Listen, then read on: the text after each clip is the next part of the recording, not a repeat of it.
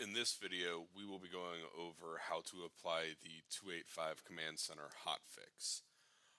Before you apply the 2.8.5 Command Center hotfix for the SQLite vulnerability, you will need to make sure that you are on the proper build of 2.8.5. To do this, you will go to Preferences, then to the About section,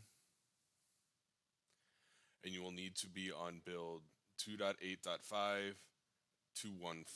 If you are not on 214, please go to our customer portal, pull down our 2.8.5 installer, and then upgrade your current version of 2.8.5 to this current build. If you are on build 214, what you will then need to do is close out Command Center, and then launch the installer for the hotfix. And this will be build 2.8.5.219. So just go ahead and start the installer.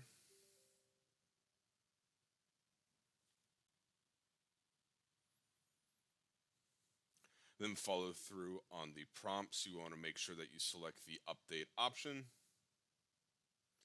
accept the terms, and then follow through with the remainder of the prompts.